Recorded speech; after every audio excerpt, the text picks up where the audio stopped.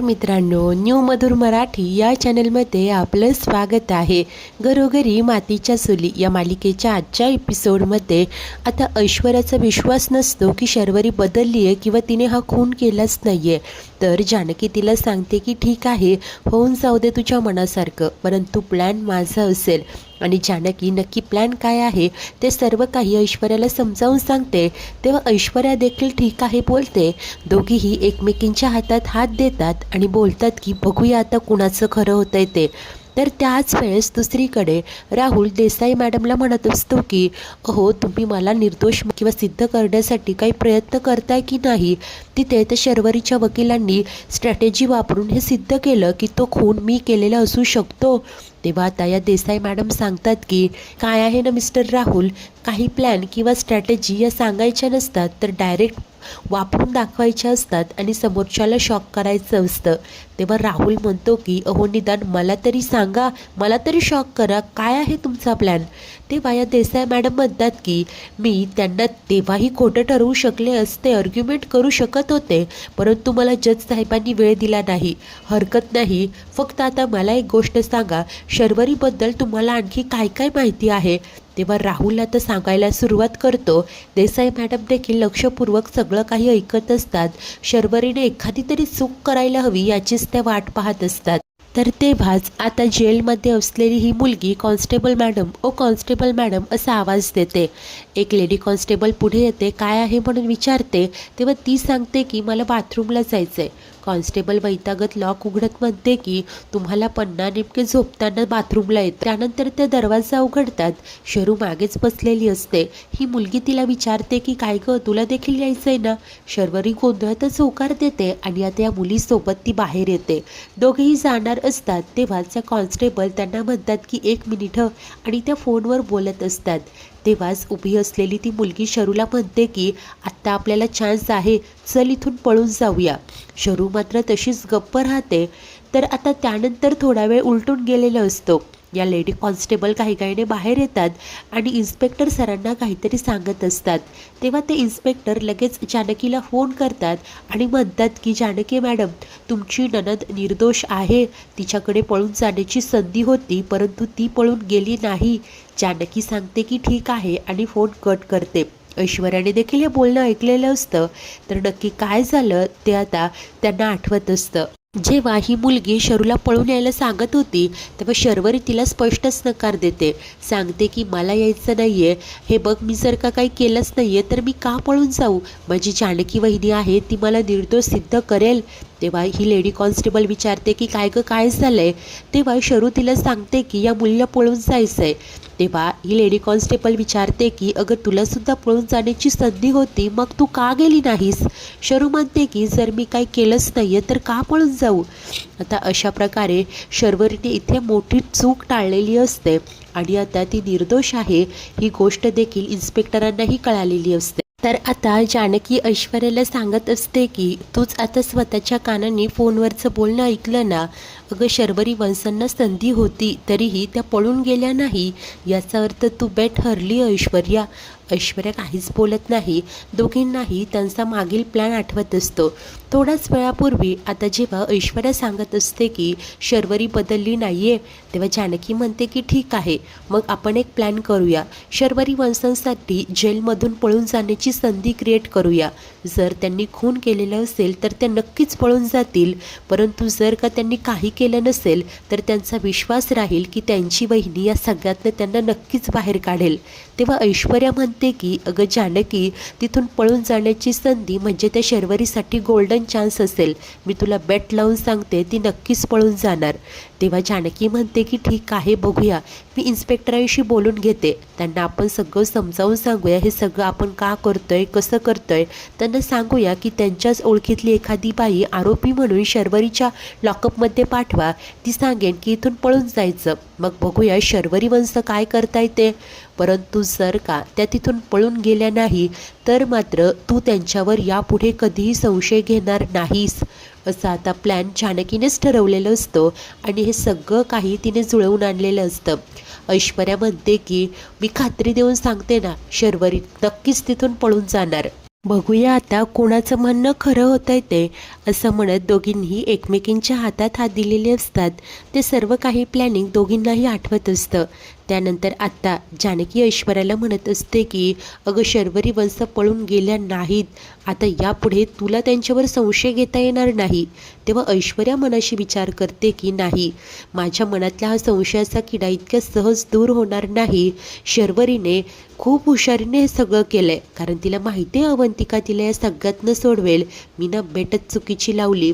जानकी, जेव्हा मी पुरावे गोळा करून आणेल ना तेव्हा तुझा विश्वास पटेल, असं ऐश्वर्या मनाशी विचार करत बोलत असते.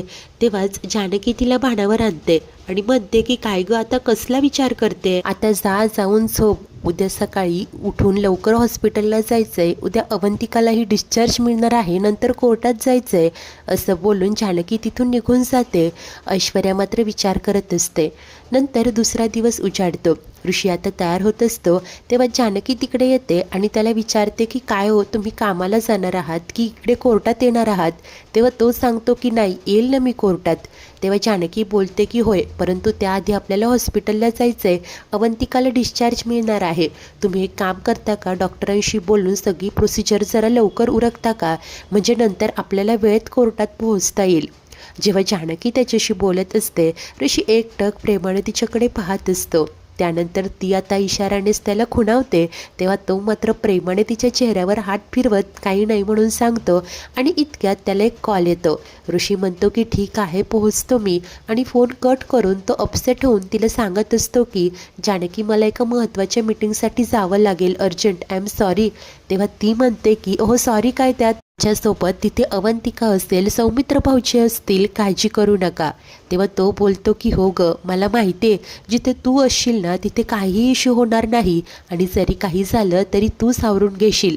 परंतु वाईट फक्त इतकंच वाटतंय की तू आपल्या कुटुंबासाठी इतकं काही करते, झटते, परंतु मी मात्र तुझ्यासोबत नाही आहे.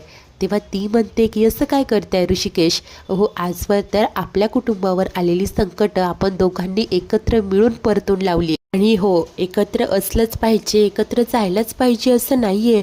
तुमचे आधाराचे 2 शब्द देखील माझ्यासाठी पुरेसे आहेत.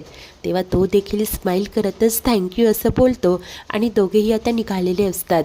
थोडा वेळ उलटून जातो तेव्हा अवंतिका, सौमित्र व जानकी तिघेही कोर्टात येतात. आता अवंतिकाला पाहताच ॲडव्होकेट देसाई तिच्या तब्येतीची विचारपूस करतात. तेव्हा अवंती बोलते की मी आता ठीक आहे advocate Desai, thank you so much for your concern, आणि ती तिच्या जागेवर येऊन बसते. त्यानंतर जज येतात. शरूलाही कठड्यात आणून उभं केलं जातं. कारवाईला सुरुवात करा असं जेव्हा जज सांगतात तेव्हा अवंती उभी राहते आणि सांगते की मी लॉर्ड, काल प्रॉपर डेमॉन्स्ट्रेशन करून माझ्या अशील शर्वरी या निर्दोष आहेत हे आम्ही सिद्ध केलंच आहे. परंतु एवढंच नाही, मला अजून एक गोष्ट सांगायची आहे. काल रात्री माझ्या अशील शर्वरी यांच्याकडे जेलमधनं पळून जाण्याची संधी होती. एक दुसरी महिला कैदी तिथे आली होती, ती त्यांना पळवणार होती. अगदी सहज माझ्या अशील शर्वरी या तिथून पळून जाऊ शकत होत्या, परंतु त्यांनी तसं केलं नाही, कारण त्या निर्दोष आहेत. तेव्हाच ॲडव्होकेट देसाई ऑब्जेक्शन घेत उठतात आणि म्हणतात की हे सगळं घडलं याचा काय पुरावा नाही, म्हणजे हा यांचाच एखादा प्लॅन असू शकतो. तेव्हा अवंती बोलते की हे सगळं सिद्ध करण्यासाठी मी त्याच जेलच्या लेडी कॉन्स्टेबल यांना इथे साक्षीदाराच्या कठड्यात बोलवण्याची विनंती करते. तेव्हा आता इकडे ती लेडी कॉन्स्टेबल कठड्यात येऊन उभी राहते. जज साहेबांनी परवानगी दिलेली असते. अवंती त्यांच्या पुढे येते आणि विचारते की शर्वरी या तुमच्याच जेलमध्ये आहेत का? लेडी कॉन्स्टेबल होकार देते. पुढे अवंतिका विचारते की काल रात्री तिथे नक्की काय घडलं होतं, तुम्ही आम्हाला सविस्तर सांगू शकता का? तेव्हा ही लेडी कॉन्स्टेबल सांगू लागते की काल आम्ही दुसऱ्या एका महिला कैदीला शर्वरी यांच्याच लॉकअपमध्ये टाकलं होतं. त्यानंतर तिने तिथून पळून जाण्याचा प्रयत्न केला, सोबत शर्वरी हिला देखील ती पळवणार होती. तेव्हा आता अवंतिका म्हणते की point to be noted milord, ती दुसरी कैदी तिथून पळणार होती. त्यानंतर ती या लेडी कॉन्स्टेबलला रिक्वेस्ट करते की नक्की काय घडले, आम्हाला जरा सविस्तर सांगाल का? तेव्हा ही लेडी कॉन्स्टेबल सर्व काही सांगत असते. कशा प्रकारे बाथरूमला जाण्याच्या बहाण्याने ती दुसरी कैदी पळणार होती, सोबत तिने शर्वरीलाही आणलं होतं, परंतु शर्वरीने वेळीच या लेडी कॉन्स्टेबलला सावध केलं आणि या महिला कैदीचा प्लॅन फसला आणि शर्वरीने तिथून पळून जाणं प्रेफर केलंच नाही हे सर्व काही सांगते. तेव्हा अवंतिका म्हणते की पण तुम्हाला आश्चर्य नाही का वाटलं की शर्वरी यांच्याकडे पळून जाण्याची संधी असताना त्यांनी असं का केलं? तेव्हा ही लेडी कॉन्स्टेबल उत्तर देते की हो, मी त्यांना विचारलं देखील. तेव्हा त्या मला म्हणाल्या जर का मी निर्दोष आहे तर मग मी इथून का पळू? तेव्हा आता अवंतिकाला खूप आनंद होत असतो. ती कोर्टात सांगत असते की point to be noted milord, Sharvar या निर्दोष आहेत म्हणूनच काल रात्री त्या जेलमधून पळाल्या नाहीत. अरे युक्तिवाद करत अवंतिकाने आता शर्वरीची बाजू मांडलेली असते. त्यानंतर जज ॲडव्होकेट देसाई यांना म्हणतात की तुम्हाला काही प्रश्न विचारायचे आहेत का? तेव्हा त्या मात्र नकार देतात. पुढे येतात या लेडी कॉन्स्टेबलला सांगतात की तुम्ही जाऊ शकता. ती कॉन्स्टेबल तिच्या जागेवर जाते. तेव्हा आता या ॲडव्होकेट देसाई युक्तिवाद करत म्हणतात की ज्यांच्या साक्षीवरून एकच गोष्ट लक्षात येते की या शर्वरी खूप स्मार्ट आहेत, कारण त्यांना व्यवस्थितपणे माहिती होतं काल कोर्टात जो युक्तिवाद झालाय त्यावरून त्या निर्दोष सिद्ध होऊ शकतात. त्यामुळे पळून जाण्याची रिस्क त्या का घेतील? केवळ त्या पळून गेल्या नाहीत म्हणून निर्दोष आहेत हा असा निष्कर्ष काढणं चुकीचं आहे. त्यांचा हा युक्तिवाद ऐकून इकडे शरू मात्र खूप अस्वस्थ होत असते. तर त्यानंतर लगेचच या ॲडव्होकेट देसाई म्हणतात की मागच्या वेळेला जसं डेमॉन्स्ट्रेशन करण्यात आलं तसंच डेमॉन्स्ट्रेशन करण्याची मलाही परवानगी देण्यात यावी. जज आता परवानगी देतात आणि आता काहीच वेळात पुन्हा एकदा तोच पुतळा तिथे आणला जातो. परंतु यावेळेला पुतळा मात्र ॲडव्होकेट देसाईंनी खुर्चीत बसवलेला असतो. आता त्यांचा नक्की काय डाव आहे हे जानकी अवंतीला कळालेलं असतं आणि त्यांना खूप टेन्शन आलेलं असतं. त्यानंतर ठरल्याप्रमाणे त्या शर्वरीला समोर बोलावतात. तिच्या हातात ती हतोडी देतात आणि पुतळ्याच्या डोक्यात वार करायला सांगतात. शर्वरी मात्र आता अस्वस्थ होऊन एकदा वार करते. तेव्हा त्या सांगतात की असं नाही, पूर्ण फोर्स लावून वार करा. आता नाविलाजाने शरू तो हतोडा घेते आणि डोक्यात वार करते. ॲडव्होकेट देसाईंना हेच दाखवून द्यायचं असतं. त्यानंतर त्या पुन्हा सांगतात की आता पुतळ्याच्या मागच्या बाजूने जा आणि असाच वार करा. तुम्ही मागच्या वेळेला जे केलं ना तसंच करायचं आहे. शरू आता मागे जाते आणि पुन्हा एकदा हतोडीने पुतळ्याच्या डोक्यात मारते. तेव्हा इकडे राहुल तर खूपच खुश होत असतं. जज देखील सर्व काही नोट डाऊन करतात.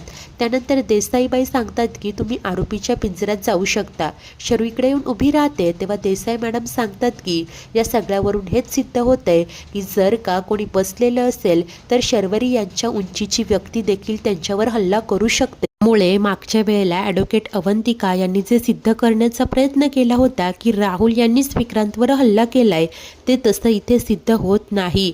उलट पोस्टमॉर्टम रिपोर्ट अनुसार जेव्हा विक्रांतवर हल्ला झाला तेव्हा ते बसलेलेच होते, कारण त्यांच्या कमरेची जी हाडं आहेत ती विशिष्ट पद्धतीने बेंड झालेली होती. मुळे आता ही गोष्ट तर स्पष्ट आहे की जेव्हा हल्ला झाला तेव्हा विक्रांत हे बसलेले होते. मिलॉर्ड शर्वरी यांच्याकडे मोटिव्ह होता. शिवाय त्या हतोडीवर, मर्डर वेपनवर यांच्याच फिंगरप्रिंट्स आहेत. याचाच अर्थ शर्वरी यांनीच विक्रांत बसलेल्या असताना आता जसं फोर्सफुली वार केला तसंच फोर्सफुली वार करून त्यांना संपवलं असणार. मुळे माझी कोर्टाला विनंती आहे की विक्रांतचा खून करणाऱ्या शर्वरी यांना जास्तीत जास्त शिक्षा देण्यात यावी.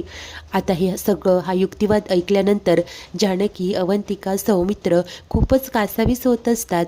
इकडे शरूला तर काय करावं कळेनासं झालेलं असतं. ती डोक्यालाच हात लावते. राहुल मात्र खुश होत असतो. त्यानंतर जज साहेब सांगतात की केसचा निकाल पुढच्या तारखेला देण्यात येईल. कोर्टाची कारवाई संपलेली असते. जज निघून जातात. इकडे राहुल आणि देसाईबाई देखील बाहेर पडतात आणि इतक्यात शर्वरीला गरगरतं. टेन्शनमुळे तशी चक्कर येऊन ती खाली कोसळते. तिला पाहताच जानकी, अवंतिका, शरुताई, वंस असं म्हणत पुढे येतात. परंतु इन्स्पेक्टर सांगतात की तुम्ही थांबा, आम्ही बघतो. तर एक लेडी कॉन्स्टेबल शरूला सावरते. तिच्या तोंडावर पाणी शिंपडलं जातं.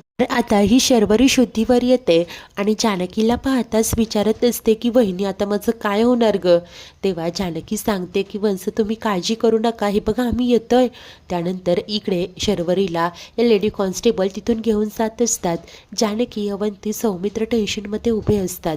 मित्रांनो, आजचा एपिसोड इथेच संपतो. तर पुढील भागात इन्स्पेक्टर मॅडम म्हणतात की ये इथे बस, तुला भेटायला येत आहे आणि शरूला तिथे आणलं जातं. इतक्यात शर्वरीची नजर त्यांच्या गनकडे शरूकडे जाते आणि घाईनेच येऊन ती त्यांची गण हिसकावते आणि स्वतःच्याच डोक्याला लावत म्हणते की पुढे येऊ नका, नाहीतर शरू आता तिलाच संपवण्याचा प्रयत्न करत असते. इतक्यात जानकी व अवंतिका तिथे येतात. जानकी समजावत असते की वंश, अहो नका स्वतःच्या जीवाचं काही बरं वाईट करू. हे बघा, मला खात्री आहे ना तुम्ही काहीही केलेलं नाहीये, आम्ही तुम्हाला या सगळ्यातनं नक्की सोडवू. तेव्हाच रडतच शरू मात्र म्हणते की नका सोडवू मला, कारण विक्रांतचा खून मीच केलाय. अशा प्रकारे शरूने आता धक्कादायक कन्फेशन दिलेलं असतं. जानकी व अवंतीच्या पायाखालची जमीनच जणू सरकते. मित्रांनो, खरंच शरूनेच आता विक्रांतला मारलं असेल का, की दबावात येऊन ती हे सगळं बोलत असेल? अखेर या केसला कुठलं नवं वळण लागेल? नाना म्हणजे राहुलनेच नानांचाही खून केलाय, याकडे कधी लक्ष जाईल आणि या राहुलला शिक्षा होईल का? शरूने हे जे काही वक्तव्य केलंय त्याचा काय अर्थ असेल? सर्वच काही पाहणे उत्सुकतेचे ठरेल. अशाच नवनवीन भागांच्या डेली अपडेटसाठी आपल्या न्यू मधुर मराठी या चॅनलला नक्की सबस्क्राईब करा. धन्यवाद.